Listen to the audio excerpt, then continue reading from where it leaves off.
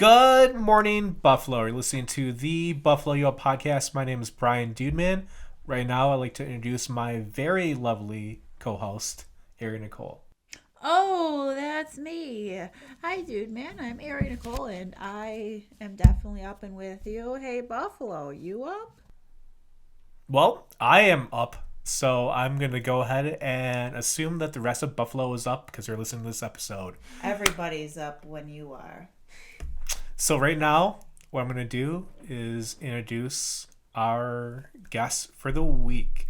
So, why don't you go ahead and introduce yourself? Hi, I'm Alyssa Grace Adams. Thank you guys for having me here. I'm really excited. So what we do is we ask the guest of the week what their titles are. So what do you do in the Buffalo film community? I'm an actor and a writer. Model. And a model. I am too, yes. And I also sing. So yeah, a bunch of things. I'm also an artist too. I do digital and traditional art. Love your art. Have seen it on your Instagram. It's very beautiful. Thank you. Very good. Like I said, very good.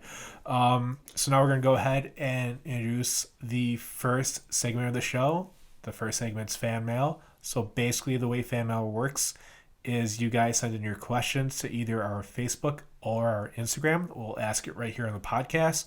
So without further ado, Ari Nicole, will you please ask the first question? So this question is via Instagram from Film Fan for Life. What's your most favorite production you've worked on so far? Okay. Can I answer this as both film and theater? Sure. Okay, because I have different answers because it's very different. Oh, yes, as I do theater as well. I totally understand. Mm-hmm. Yes, please do. Okay, so both of them are recent things that I've done. I would say Slasher Days of Summer is my favorite right now for film. It's the first feature that I was a lead character in.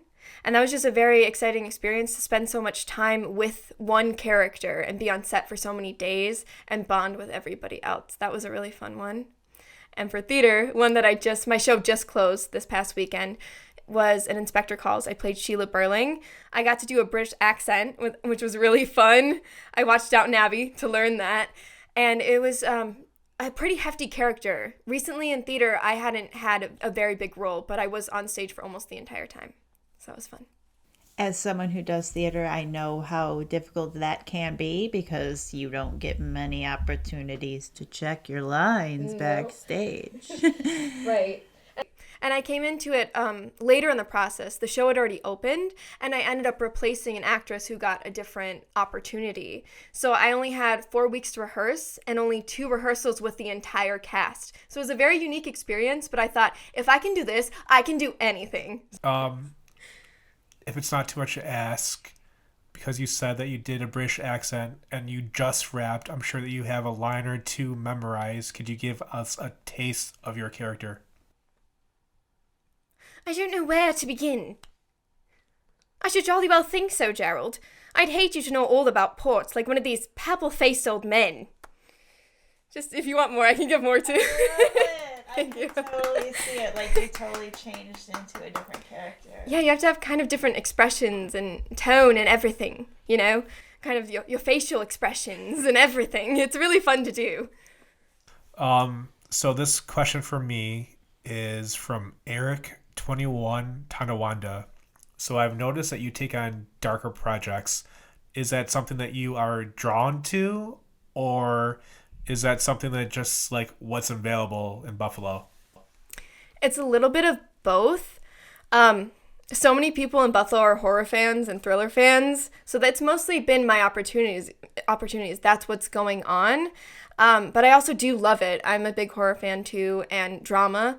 But recently I found myself wanting to do more comedy because I've done so many dark roles. So I like to mix it up. I really want to do everything. But what's been available has mostly been darker roles, which I've enjoyed.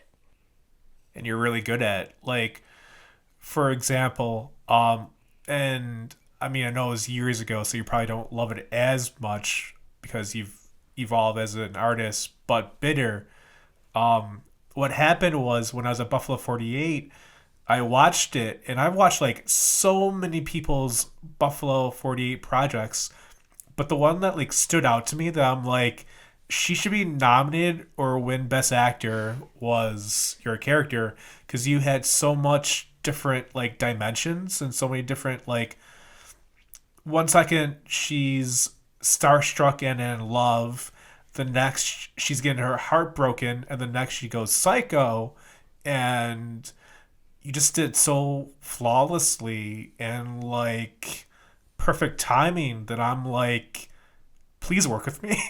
Thank you. And I'm super excited to be working with you in the future. I really appreciate that. That was my first Buffalo 48 hour too, so I'd never done it before. And I really appreciate that it's something I've gotten recognized for from several people, which I didn't think that was going to happen. But it was very fun to play.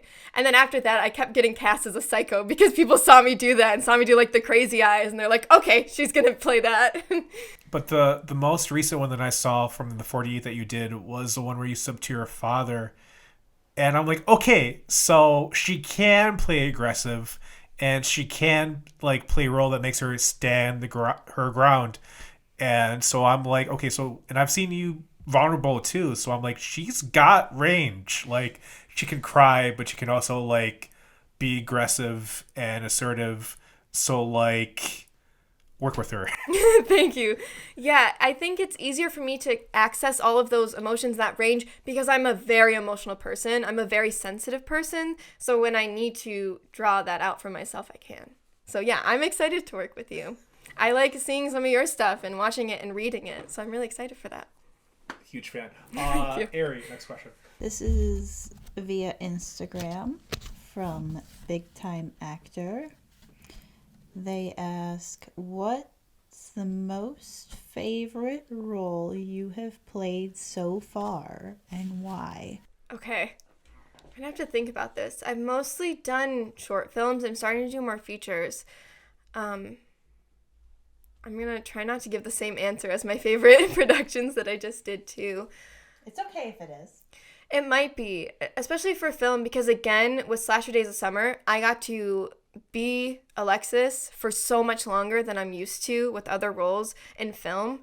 And she's just so fun, and I think it's because of everybody else that I was surrounded with too. It's the whole context of the film, and it's not just the character. But I do love Alexis. To think about someone in Chicken Strips. I just played like a crazy like psycho fan girl, which was really fun too. Just a bit role, but it was so fun. Her name's Julie, the character. It was so fun because I have people still sometimes talking to me about it, and they're like, that was my favorite part, and it's a really funny film, and for people to say that that was the funniest part to them really means something. And for theater, this has been a dream role, and I have done it before, but I would do it again. Jo March in Little Women. It was a play adaptation of Little Women. So that's probably my favorite theater one. The bloopers for Chicken Strips, I believe, is on YouTube. So what I loved was like, they were like, Alyssa, please give us like the puppy dog like love face. And you did like 5 times flawlessly. Like they literally said it. You did it, no hesitation. It was like the funniest thing I ever saw. The other similar character that you played was in Captain Isotope. And same kind of dynamics, but love that too. Very good. Thank you. Yeah, both good. Thank you so much. Yeah, I feel like I've played a lot of fun characters. I've been really lucky to do that. So this one comes from Chris out in North Collins. Do you watch your work alone or with like family and friends? I typically try to watch it alone because my voice is something I'm still trying to get used to. I have an easier time looking at myself, so sometimes when I get sent footage from a film I've done, I will watch it first without the noise on to kind of just ease myself into it, to be like, okay, I'm watching myself right now, and then I'll listen with audio. I'll play it really, really low. But typically I don't watch it with other people unless it's at a premiere, and so everyone's going to be around. But I prefer watching myself alone. Dude, mom, huge supporter, but she's always like, can I watch what you have? And I'm like, it's not done yet. I'm not proud of it yet. Give it some time. I'll show you. But she's supportive and family supportive, so Yeah. I'm sure yours is as well. They really are, and I'm so grateful because I'm the only actor in my family. Nobody else does anything quite like this. Yeah, so it's a unique perspective, and my siblings especially, like, they're some of my best friends. They're super supportive. My sibling Micah, they don't like horror films, but they're like, I will watch it just for you, so you know how much I love you. That's cute. Yeah. So this is via not Paul McGinnis. Who was your favorite male co-star on Slashers, and why was it Paul? Please show your work. Great question. I think that's my favorite question so far. I just have to say Paul McGinnis was my favorite male co-star on Slasher Days of Summer. And I could go on and on forever for so many reasons, but he definitely became like a big brother to me. I don't have a big brother, and Paul definitely took on that role. We could riff off of each other so much. He told me that I'm the best yes-ander. I love doing improv and joking around, and with me and him, we just like didn't miss a beat with each other. We just built up on top of it, and we'd be going on and on. Everyone else on set would be ignoring us, and we would just be in our own little world, like riffing and making jokes. So I think that's why he's my favorite. And he's a great guy.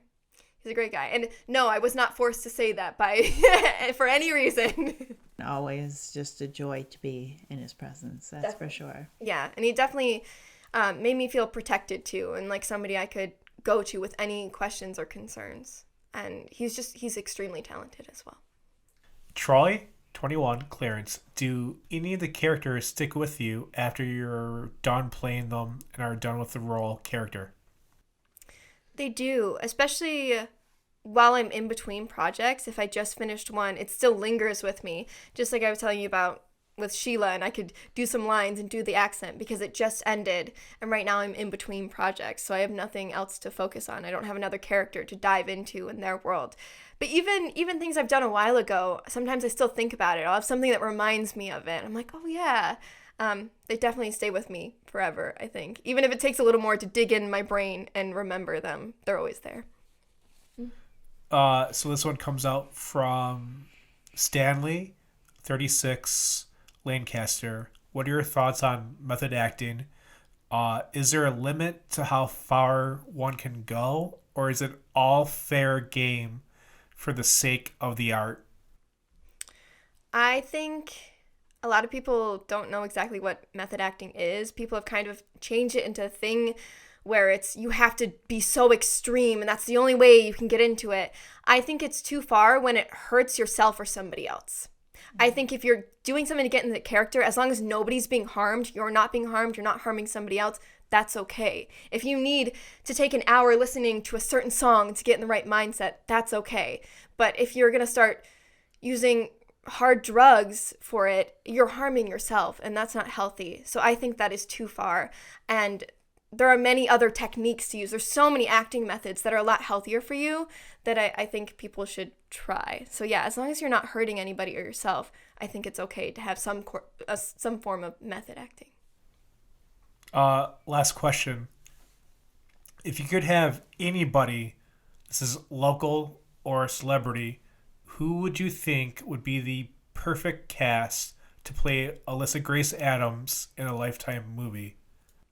Okay, so after I answer, I'll ask your guys' suggestions because my answer is a bit of a non-answer. I don't know anybody right now because locally I don't know a lot of actors that are younger than me or my age or look like me, and then celebrities, I don't know many that, same thing.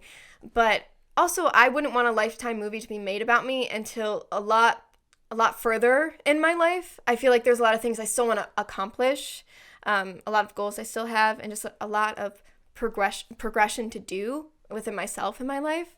So I don't think I'm there yet, but maybe in a couple decades I'll have a better answer for you because I'll have done a lot more with my life and feel like I'm at that point where I think I'm worthy of having something like that done for me. So yeah, right now I don't have an answer for that. Allison Brie. Yeah, and that's a huge compliment. I think she's incredible, and I think she's beautiful and super talented.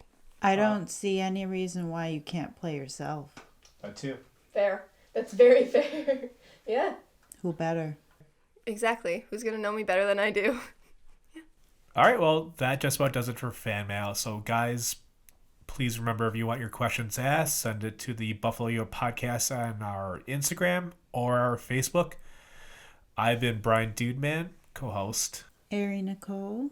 We're going to take a quick break. We'll be right back with more from Alyssa. And we're back. Buffalo, you up? I'm Ari Nicole, and I'm here with my awesome co-host. Brian Dudeman. Nice to meet you, Buffalo. I am up. Ari, you up? Yes, I am. And today we have a super awesome guest here. Hi, I'm Alyssa Grace Adams. You up? I'm up. Nice. That's good. We got to make sure. So this way we can get into our next segment, which is called Plug Yourself. This is where we ask our guests to let us know where we can find you. Do you have any DVDs that we can purchase anywhere? Do you have any films that are streaming online? Do you have an Instagram or a Facebook we can follow you at? Where in the world is Alyssa Grace Adams? I do have Instagram and Facebook. It's Alyssa Grace Adams for both. Also IMDb. I would say keep your eye out for Slasher Days of Summer. It should be premiering in the spring or summer of 2024, which is really exciting. I keep everyone up to date on my Instagram a lot with the projects that I'm doing, so that's a very good place to follow me. That's about it right now. Then you said you had 2 projects on YouTube that you sent me. Oh yeah, I have a couple. I sent you Saturn. It was an adaptation film for a Buff State students TFA film project. That's a really fun one. It's an adaptation of this story called Saturn and also Rapunzel. It's kind of a retelling of that. What's the other one that I sent you? I think, was it Bloody Mary that I also sent Yes. you? Okay, created by Matt Marchese and Camden Gradwell. It's a very fun little spooky short. On YouTube, there are other films available too that I've been on. You just need to look in the right place. So now I'm going to switch things up a bit. We're going to go right into a hero's journey. So this is something that I created for the second segment. Basically, the way it works is I ask the filmmaker how they got their start. So you are a actor, a model, you do art, you do theater. You said you sing or no? I do sing. Okay, so all of them, your start. Okay. I was always a very anxious and shy child. I never wanted to be away from my mom at all. I didn't have many friends growing up. I was actually pretty bullied. But one of the things that I did, I was in this gifted and talented program because I was really good at school, I guess. That was like my main special interest was school. There when I was 7. Yeah, me too. So I was in that, and we would do special little projects outside of what the other students were doing. You got to leave the regular class Yep. to do special stuff no one got to do, and they were jealous. That's why they made fun of us. I guess so. Honestly, that would make sense. So one of the things that we did, and I believe this was 1st or 2nd grade, we got to do plays. We got to put on little plays for the rest of the school. So there was Cinderella and there was Little Red Riding Hood, just little adaptations for little kids. And even though I was so shy, I so badly wanted to be Little Red Riding Hood. I wanted to be the title character. It wasn't given to me. We weren't auditioned for it. They just chose whoever was the most outspoken. So I played these minor roles like a guard at like the palace for Cinderella, but I was so excited about it still. So that's when I first realized that I really liked it. I really enjoyed singing in chorus too. I did that all throughout school. And then in elementary school, I went to a couple different ones because we moved around a bit. My English teacher in 6th grade would put on little plays for us. She would assign us plays to do and perform in the front of the class. Even though I was super anxious and shy and bullied still, I loved doing that. That's what I look forward to most. And then in middle school, that's when they had the musicals. So I did the musicals, and that was really fun. And then high school, there were plays and musicals. And I found myself more drawn to plays because I got more comfortable with acting than singing. Even though I sing now, I don't have the same confidence in it as acting. I'm trying to get there. I'm doing voice lessons again just to get more comfortable, but I did plays and musicals in high school. And then outside of it, I had no idea that Buffalo had a film and theater community. I had no idea because, like I said, nobody else in my family did any of this. So I had to learn on my own. I had to research. I went on the Facebook groups. I went and looked at different theaters and films. And then I did a couple plays with community theater. And then I started seeing Buff State students post casting calls for their TV pilot, for their short films. And that's when I started auditioning for that. And from there, I just made a lot of connections and just kept doing them more and more and more. And then I found out there was professional theater. So I was cast in a professional theater show last year. And then from there, I made more connections and started auditioning for more things and finding things. I feel like I am definitely my own agent because I spend so much of my time every day. I'm constantly looking for new things and reaching out to people, emailing, submitting my reel. A lot of work goes into it, but I would say I've been doing it professionally, I think 3 years, because that's when I've started taking it seriously. But it wasn't until this past year that I started getting paid more consistently with it.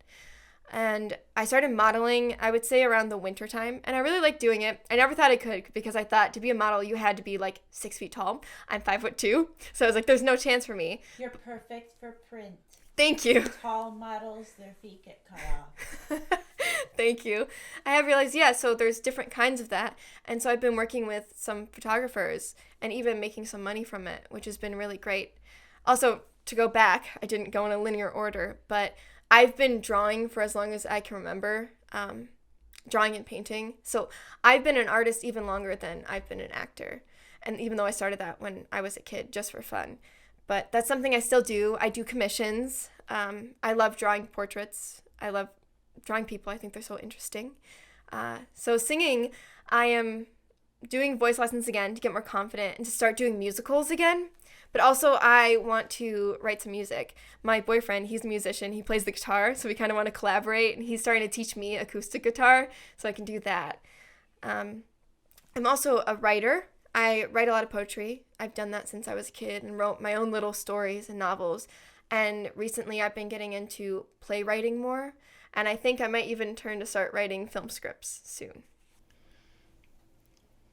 Did you dive into everything? I think I did.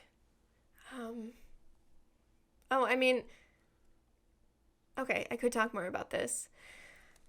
So something people always ask me is how I don't get stage fright as an actor. I can go up there and be in front of a bunch of people or do film.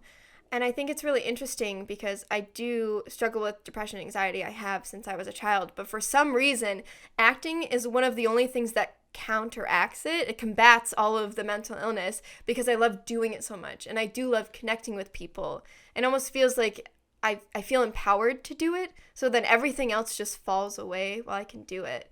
And it almost feels like a magical thing because there's not any particular reason. Because, yes, I am playing other people, but at the same time, it's still me. I know it's me. I become that person. So I still put myself out there. But it's a lot easier to do, and I'm not afraid of it. I really enjoy it.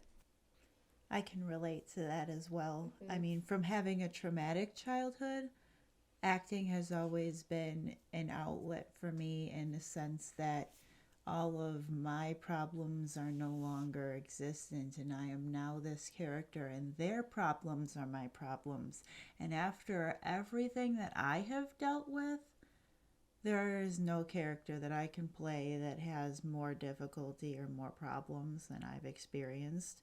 And so to take a break from myself and become somebody else whose life, in my opinion, is easier to deal with, even if it's not necessarily easy, is definitely a therapeutic outlet, and especially when it's with theater, because what I love about theater is that it is scripted and pretty much you know how those 2 or some odd hours are going to go.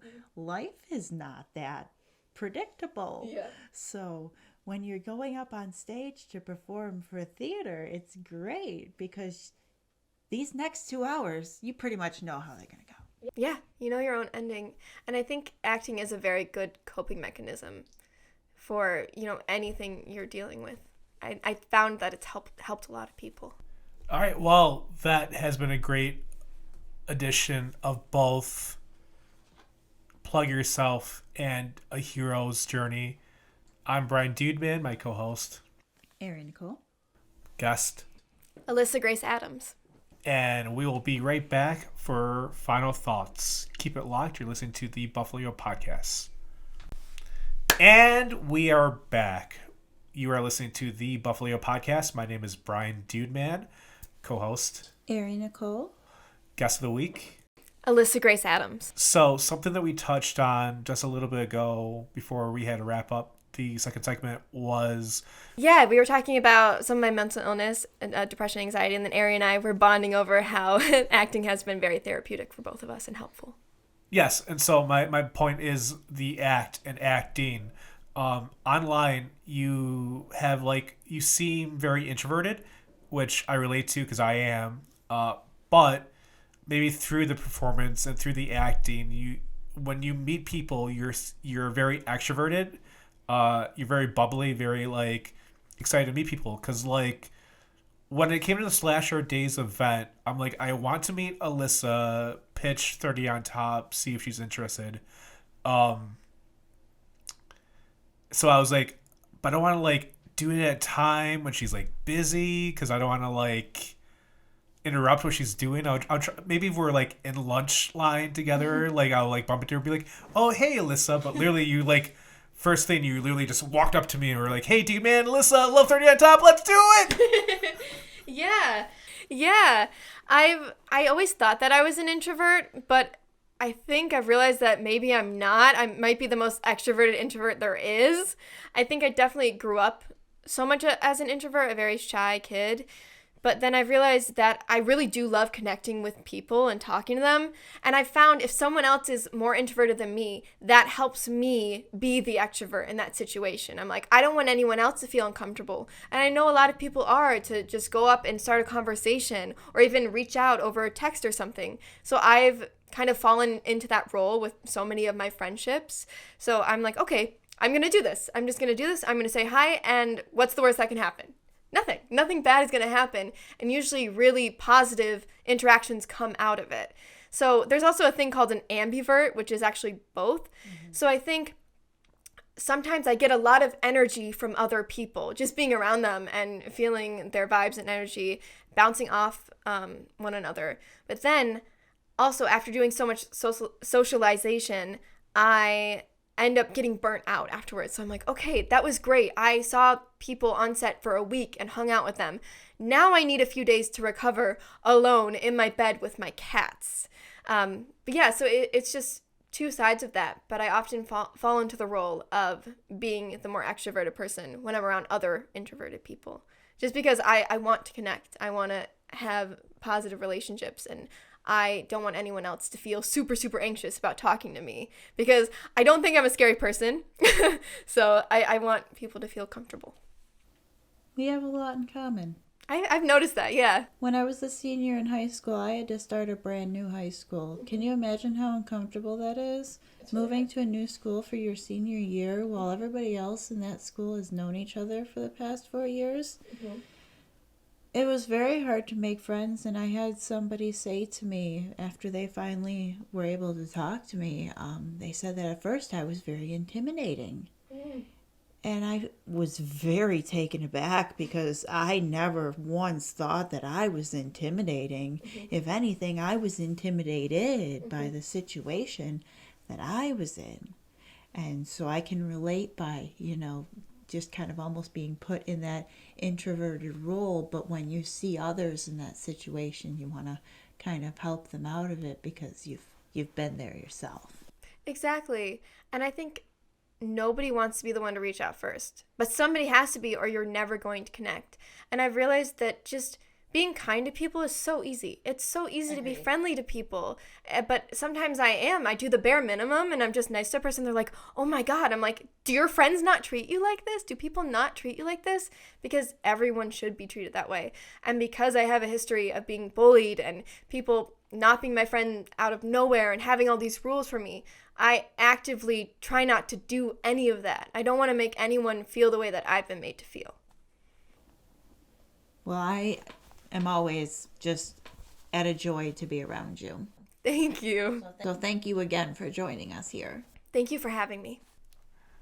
Alyssa, what do you think about the end of the podcast? What would your advice be for future guests who are giving this podcast? Final thoughts. I don't think I need to give them much advice because you two have made me feel very welcome. There's no reason that I need to feel nervous or super prepared or anything because it was just pretty relaxed and welcoming and open. But I would say just know what you want to say about yourself. Definitely. That's helpful. Know who you are, what you're doing, what your goals are. But just go into it with a positive attitude and you're going to have fun. And now here's a part of the podcast where we ask the guest to ask our host a question. So, yeah, either Ari or myself. Okay. I think I will ask Ari a question. And I want to know what your favorite roles have been in theater and film. I think my favorite film role was the short that I just recently wrapped that is in post-production right now. It's called Twice. The teaser can be seen on my Facebook. Even though it's a short, it's a very powerful character that I was able to bring a lot of energy and emotion out of.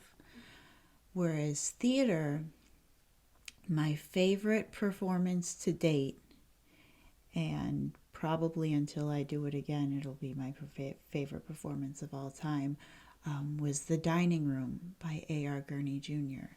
And if you're not familiar with it, it's a series of vignettes that go back and forth through decades of time and how dining rooms have become slowly less prominent in our lives, where some houses don't even have them anymore.